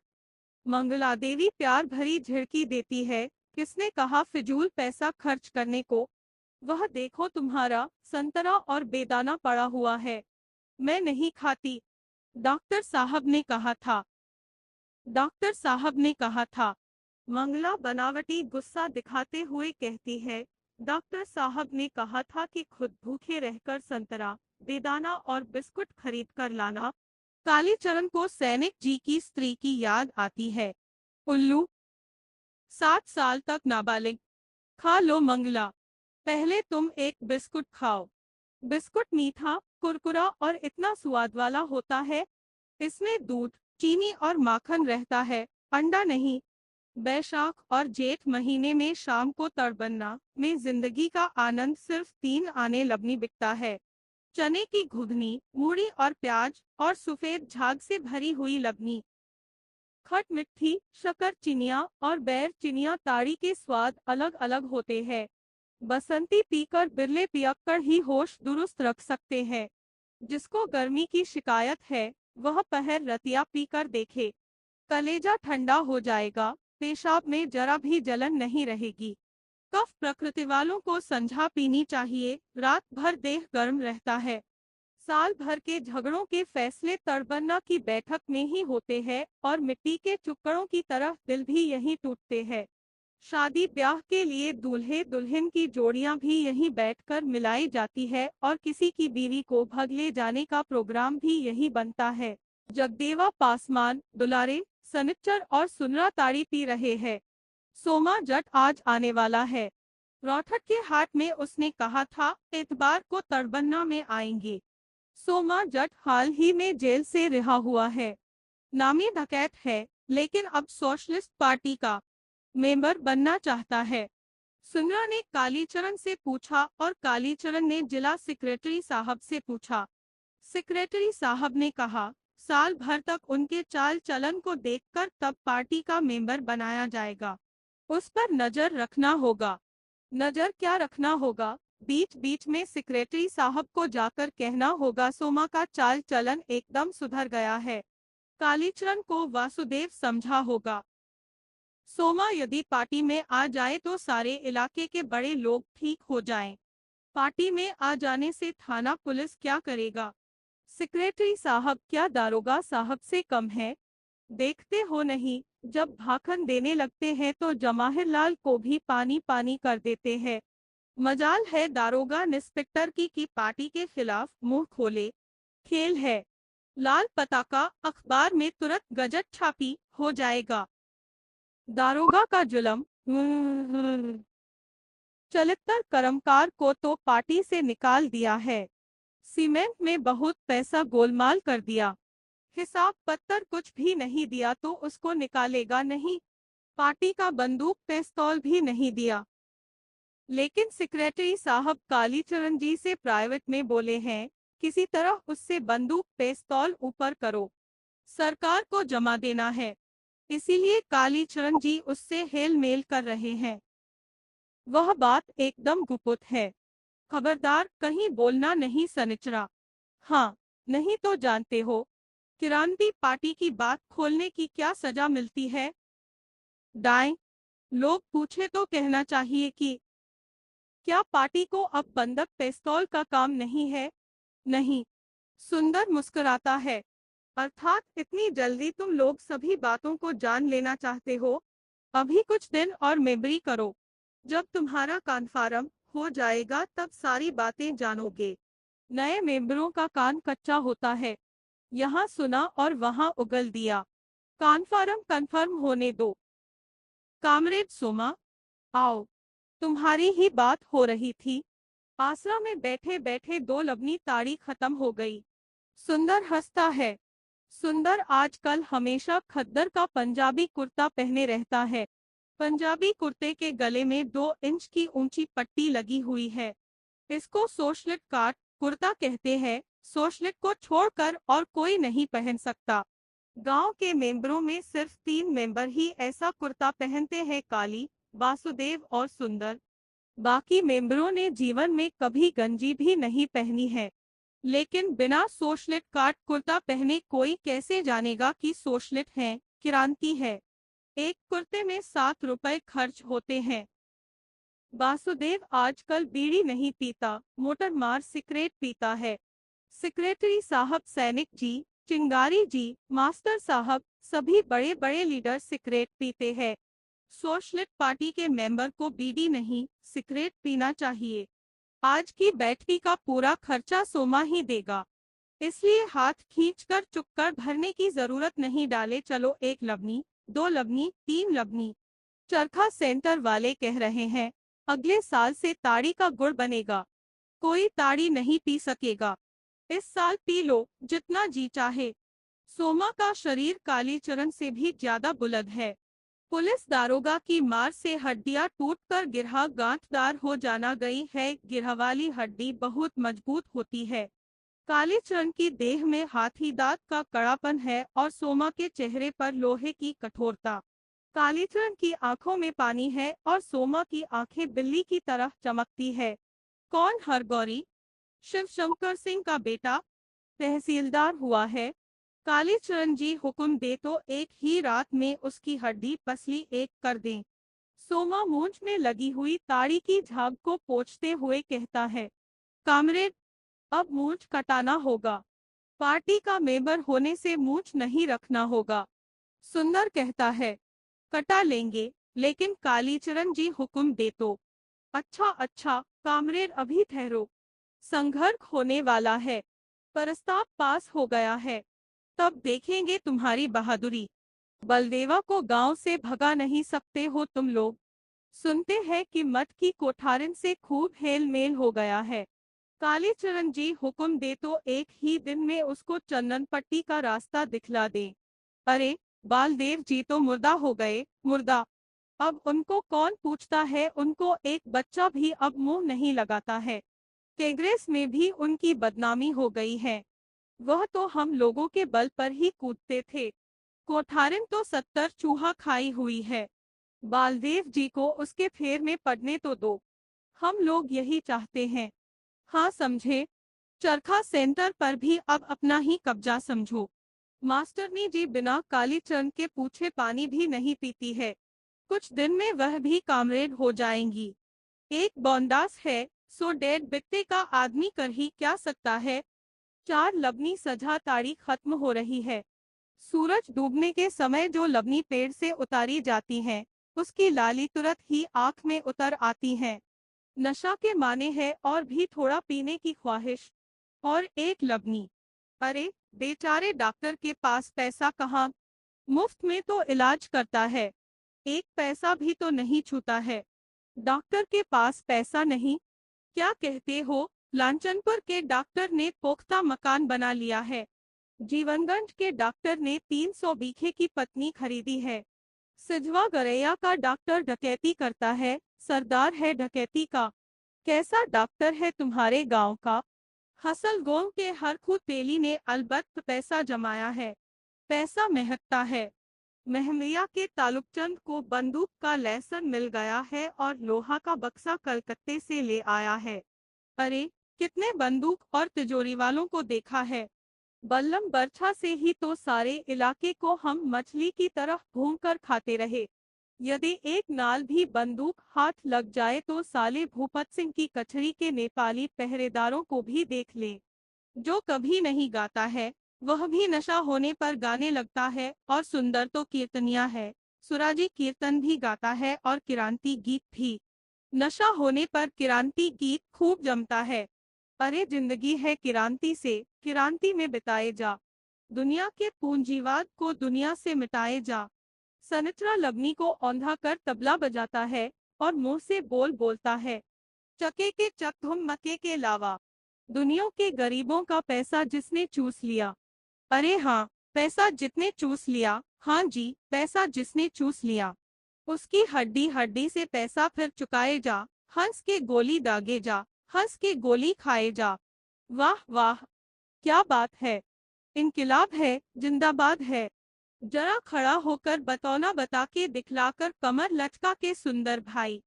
सुंदर खड़ा होकर नाचने लगता है। जिंदगी है किरांती से, किरांती में चके के चक धुम मके के लावा।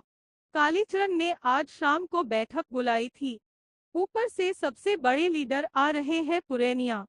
थैली के लिए चंदा वसूलना है। सेक्रेटरी साहब कह रहे थे सबसे बड़े लीडर जी पुरैनिया आने के लिए एकदम तैयार नहीं हो रहे थे।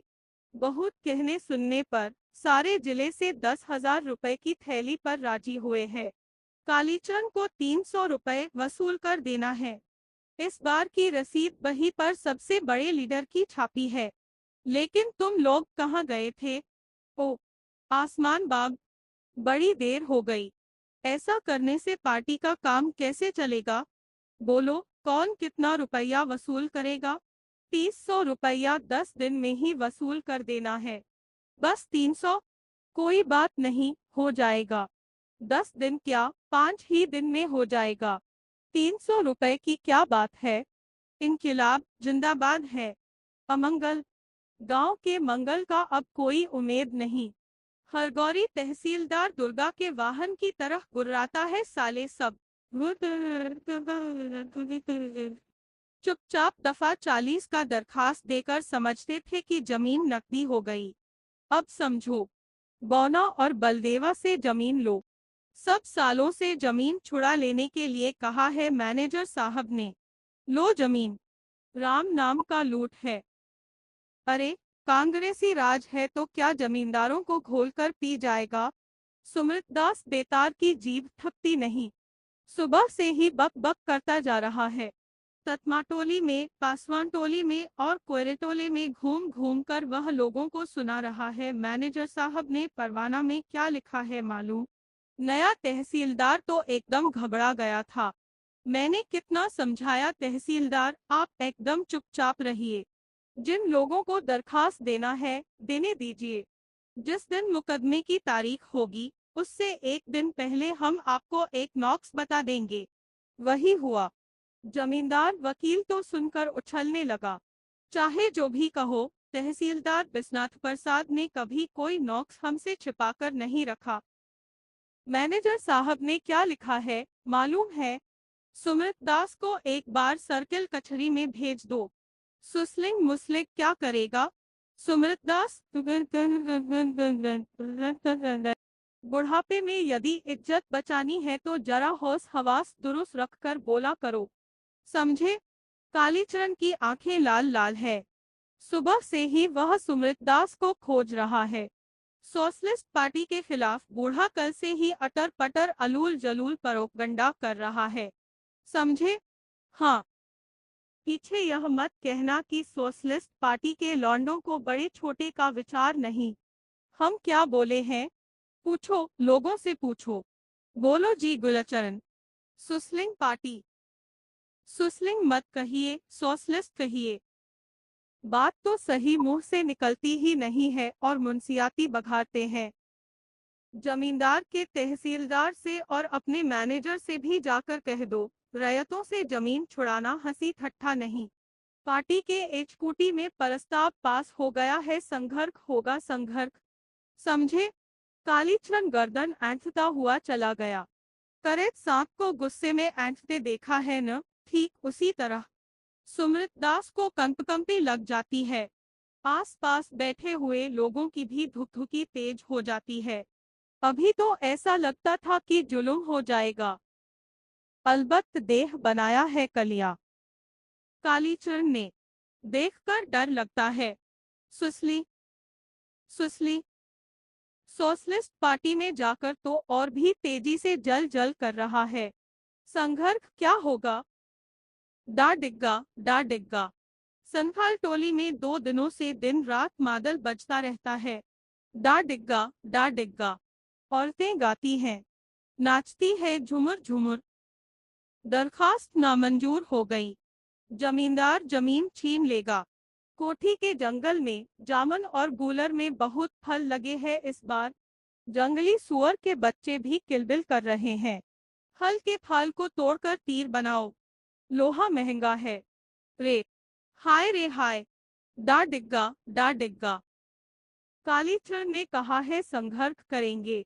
संघर्ष क्या, प्रस्ताव क्या? रिंग रिंगता धिनता।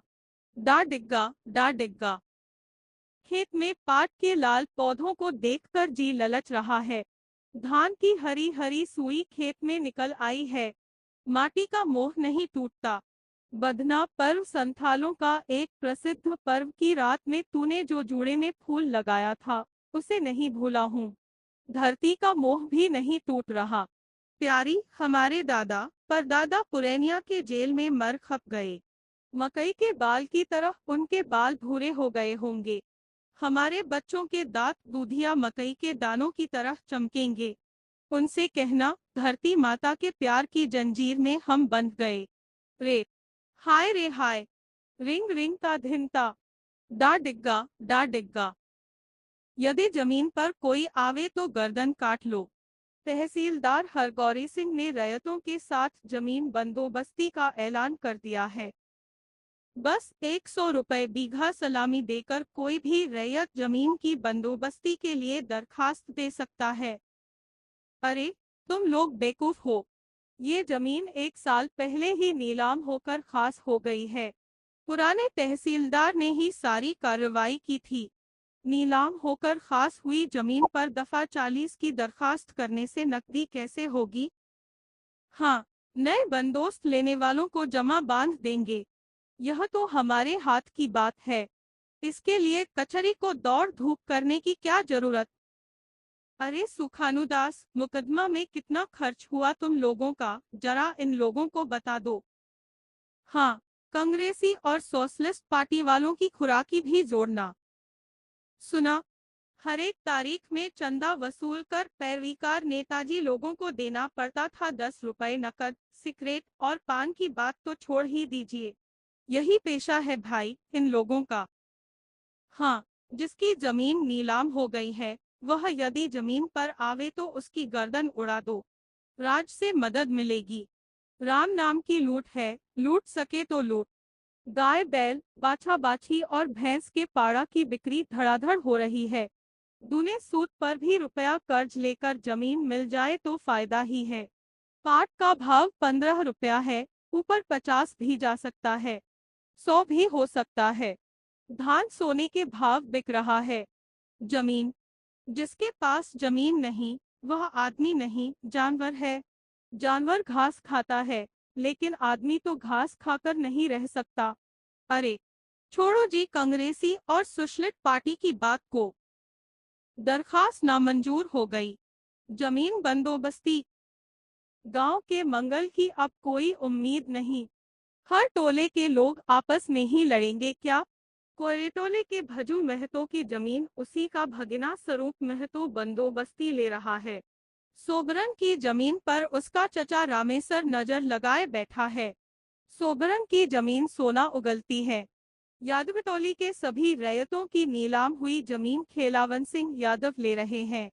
संथालों की जमीन राजपूत टोल के लोग ले रहे हैं। सुमृत दास कहते हैं, यह बात गुपुत है। किसी से कहना मत कि संथालों की जमीन खुद तहसीलदार साहब ले रहे हैं, लेकिन अपने नाम से तो नहीं ले सकते, इसलिए दूसरों के नाम से लिया है। गांव के मंगल की अब कोई उम्मीद नहीं। तहसीलदार विश्वनाथ प्रसाद जी बालदेव और बावनदास को पंचायत बुलाने को कहते हैं। पंचायत तुम ही लोग बुलाओ, मेरे बुलाने से ठीक नहीं होगा।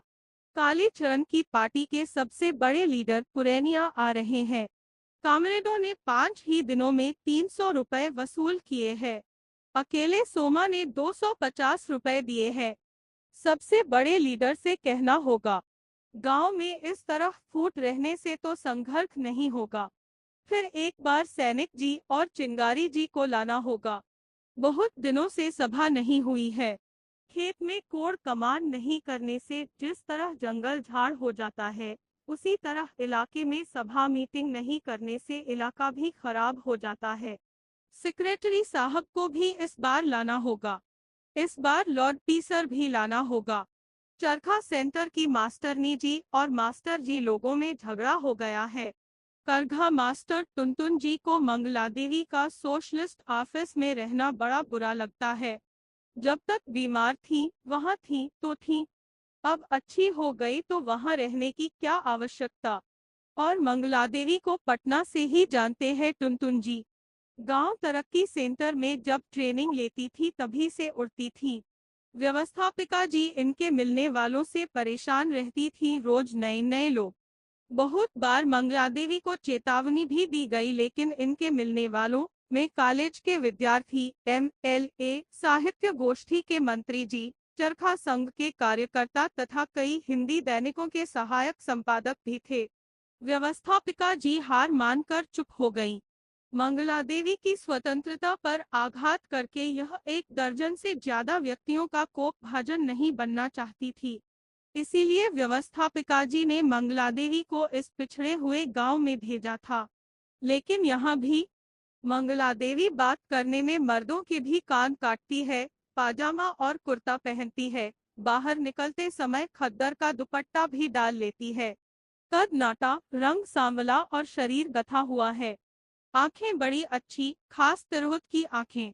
करघा मास्टर को वह तांत मास्टर कहती है और चरखा मास्टर को धुनिया मास्टर। जोलाहा धुनिया मंगला देवी से क्या बात करेंगे। जब बीमार पड़ी तो झांकी मार कर भी देखने के लिए नहीं आते थे और आज नैतिकता पर प्रवचन दे रहे हैं। मंगला देवी इन लोगों को खूब पहचानती है। व्यवस्थापिका जी को लिखेंगे तो लिखें, क्या करेंगी व्यवस्थापिका जी। ऐसी धमकियों से मंगला देवी नहीं डरती। टुनटुन जी जो चाहते हैं सो वह जानती है। पटना से आते समय समस्तीपुर में उसे लेकर उतर गए, बोले गाड़ी बदलनी होगी। बाद में मालूम हुआ कि वही गाड़ी सीधे कटिहार जाती है। दूसरी गाड़ी फिर सुबह 8 बजे, रात को 12 बजे धर्मशाला में ले गए। टुनटुन जी का परिचय और कहना नहीं होगा। बालदेव जी को खेलावन सिंह यादव ने साफ जवाब दे दिया है। सकलदीप का गौना होने वाला है। नई दुल्हन ससुराल में बसने के लिए आ रही है। बाहरी आदमी का परिवार में रहना अच्छा नहीं। चंपापुर के आसिम बाबू की बेटी है। जरा भी इधर उधर होने से बाप को चिट्ठी लिख देगी। बड़े आदमी की बेटी है। बालदेव जी ने झोली झंडा खेलावन के यहाँ से हटा लिया है। बालदेव की मौसी गांव में घूम घूम कर शिकायत कर रही है। लेकिन बालदेव जी साधु आदमी है, मान अपमान से परे हैं। वे चुप हैं। लक्ष्मी उन्हें कंठी लेने के लिए जिद कर रही है। पुपड़ी मठ के महंत रामस्वरूप कुंसाई आए हुए हैं। बालदेव जी कंठी ले लें तो मठ पर रहने में कोई असुविधा नहीं हो। बावनदास का मन बड़ा अविश्वासी हो गया है। किसी पर विश्वास करने को जी नहीं करता है। गांधी जी को छोड़कर अब किसी पर विश्वास नहीं होता। वह गांधी जी को एक खत लिखवाना चाहता है। गंगुली जी जरूर लिख देंगे। बराबर लिख देते हैं। उसके मन में बहुत सी शंकाएं उठ रही है। फुलिया पुरैनिया टीसन से आई है। एकदम बदल गई है। फुलिया साड़ी पहनने का ढंग, बोलने बतियाने का ढंग, सब कुछ बदल गया है। तहसीलदार साहब की बेटी कमली अंगिया के नीचे जैसी छोटी चोली पहनती है, वैसी वह भी पहनती है। कान में पीतर के फूल है। फूल नहीं, फुलिया कहती है। कनपासा आंचल में चाबी का गुच्छा बांधती है, पैर में शीशी का रंग लगाती है। हाँ, खलासी जी बहुत पैसा कमाते हैं शायद। अरे, खलासी के मुंह पर झाड़ू मारो। वह क्या खाक इतना शौक मौज करावेगा, क्या पहनावेगा। फुलिया ने खलासी को छोड़ दिया है। खलासी को खौकसी बाग की एक पतुरिया से मोहब्बत था। रोज ताड़ी पीकर वहीं पड़ा रहता था। तलब मिलने के दिन वह पतुरिया खलासी का पीछा नहीं छोड़ती थी। तलब का एक पैसा इधर उधर हुआ कि पैर की चट्टी खोलकर हाथ में ले लेती थी। आखिर फुलिया कितना बर्दाश्त करती। टीसन के पैटमान जी नहीं रहते तो फुलिया की इज्जत भी नहीं बचती। फुलिया अब पैटमान जी के यहाँ रहती है। खलासी एक दिन पैटमा से लड़ाई करने आया। टीसन मास्टर बाबू ने कहा कि यदि खलासी टीसन के हाथा में आवे तो पकड़कर पीटो। उसी दिन खलासी जो दुम दबाकर भागा तो फिर खांसी भी नहीं करने आया कभी। पैटमान जी जात के छतरी है, तंत्रमा छतरी नहीं, असल बुंदेला छतरी। पान जर्दा खाते खाते दांत टूट गए हैं। पत्थर का नकली दांत लगाते हैं। कहने को नकली दांत है, मगर असली दांत से भी बढ़कर है। चना, भुट्टा और अमरूद सब कुछ चबाकर खाते हैं पैटमान जी। 25 साल पहले आसाम मुल्क में चाह पीते और पान जर्दा खाते खाते दांत टूट गए हैं। उम्र तो अभी कुछ भी नहीं है।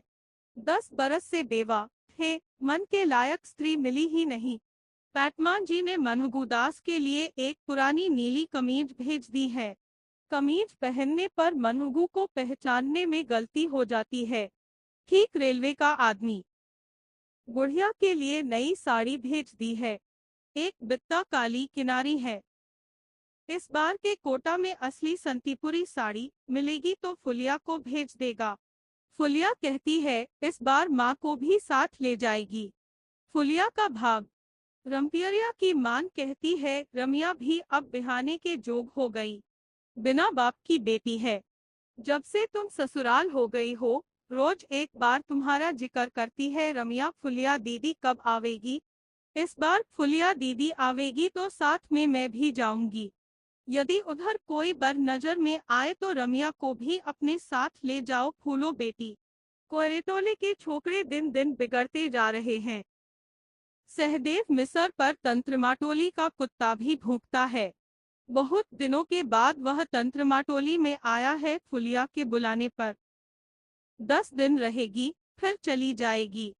फुलिया अब जात समाज से नहीं डरती। वह तंत्रमा छत्री नहीं, वह असल बुंदेला छत्री की स्त्री है। आंगन में अपने से पकाकर खाती है। माँ का छुआ भी नहीं खाती। वह तो मेहमान होकर आई है। उसके जी में जो आवे वह करेगी। कोई कुछ नहीं बोल सकता। वह सहदेव मिसर को बैठने के लिए चटाई देती है। एक कांच की छोटी सी थरिया में सुपारी, सौंफ और दालचीनी के टुकड़े बढ़ा देती है। तो फुलिया भूली नहीं है उसे। वाह! शहर का पानी चढ़ने पर बाहर तो एकदम बदल गया है, पर भीतर जैसा का तैसा। काजल वाली आंखें और भी बड़ी मालूम होती है। अंगिया और नक्शा कोर की सफेद साड़ी। सहदेव मिसर डरते डरते कहता है माइनस। फुलिया। क्या? फुलिया मुस्कुराती है। सहदेव मिसर का चेहरा एकदम लाल हो रहा है। कान लाल हो गए हैं। नाक के पास वाला सिरा धक धक कर रहा है। फुलिया, जब से तुम गई मैंने कभी इस टोले में पैर नहीं दिया। रहने दो। गहलोत टोले में नहीं जाते थे? पनपिया के यहाँ कौन जाता था? झूठ मत बोलो। फुलिया हंसती है। नहीं फूलो। डिबरी की रोशनी में सहदेव मिसर फुलिया की आंखों की नई भाषा को पढ़ता है।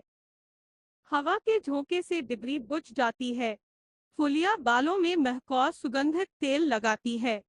अंगिया के नीचे वाली छोटी चोली में रबड़ रबर लगा रहता है शायद। फुलिया की देह से अब घास की गंध नहीं निकलती है। सौंफ, दालचीनी खाने से मुंह गमकता है। शहर की बात निराली है। शहर की हवा लगते ही आदमी बदल जाता है। तहसीलदार की बेटी तो कभी शहर गई भी नहीं। जाति की बंदिश और पंचायत के फैसले को तो सबसे पहले 5 लोगों ने ही तोड़ा है। तंत्रमाटोली का छड़ीदार है नोखे और उचितदास, जिसे चाल से बेचाल देखेगा, छड़ी से पीठ की चमड़ी खींच लेगा। नोखे की स्त्री रामलगन सिंह के बेटे से फंसी हुई है और उचितदास की बेटी कोयरेटोले के सरन महतो से। पंचायत का फैसला ज्यादा से ज्यादा 10 दिनों तक लागू रह सकता है। पुश्त पुश्तैनी से जो रीति रिवाज गांव में चला आ रहा है, उसको एक बार ही बदल देना आसान नहीं। जिनके पास जगह जमीन है, पास में पैसा है, वह भी तो अपने यहाँ का चाल चलन नहीं सुधार सकते। बाबूटोली के किस घर की बात छिपी हुई है? 5 लोग पंचायत में बैठकर फैसला कर सकते हैं, उसमें कुछ लगता तो नहीं। लेकिन पंचायत के फैसले से चूल्हा तो नहीं सुलग सकता। पंचों को क्या मालूम कि एक मन धान में कितना चावल होता है।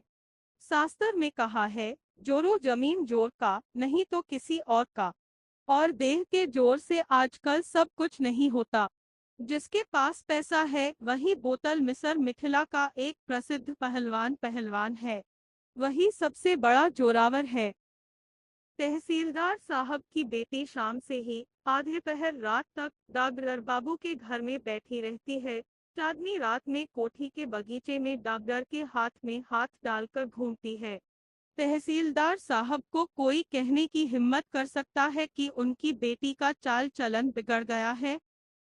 तहसीलदार हरगौरी सिंह अपनी खास मौसेरी बहन से फंसा हुआ है। बालदेव जी कोठारिन से लटपड़ा गए हैं। कालीचरण ने चरखा स्कूल की मास्टरनी जी को अपने घर में रख लिया है। उन लोगों को कोई कुछ कहे तो जितना कानून और पंचायत है सब गरीबों के लिए ही हूँ। जमीन के लिए गांव में नई दलबंदी हुई। जिन लोगों की जमीन नीलाम हुई है, दरखास्तें खारिज हुई है, वे एक तरफ है। जिन्होंने नई बंदोबस्ती ली है अथवा जमींदार से माफी मांग ली है, सुपुर्दी लिखकर दे दी है या जो जमीन बंदोबस्त लेना चाहते हैं, वे सभी दूसरी तरफ है। गरीबों और मजदूरों के टोलों पर भी इसका प्रभाव पड़ता है। खेलावन के हलवाहों को कालीचरण ने हल जोतने से मना कर दिया है। तहसीलदार हरगौरी सिंह का नाई धोबी और मोची बंद करने के लिए कालीचरण घर घर घूमकर भाखन देता है। गांव से सारे पुराने बांध टूट गए हैं, मानो बाढ़ का नया पानी आया हो। गरीबों और मजदूरों की आंखें कालीचरण ने खोल दी है। सैकड़ों बीघे जमीन वाले किसानों के पास पैसे है। पैसे से गरीबों को खरीदकर गरीबों के गले पर गरीबों के जरिए ही छुरी चलाते हैं। होशियार, जिन लोगों ने नई बंदोबस्ती ली है, वे गरीबों की रोटी मारने वाले हैं। कालीचरण ने चमारटोली में भात खा लिया। जात क्या है? जात दो ही है, एक गरीब और दूसरी अमीर। खेलावन को देखा, यादवों की ही जमीन हड़प रहा है। देख लो आंख खोलकर, गांव में सिर्फ दो जात है, अमीर गरीब। तहसीलदार हरगौरी सिंह काली टोपी वाले नौजवानों से कहते हैं, इस बार मोर्चे पर जाना पड़ेगा। हिंदू राज कायम करने के लिए पहले गांव में ही लोहा लेना पड़ेगा।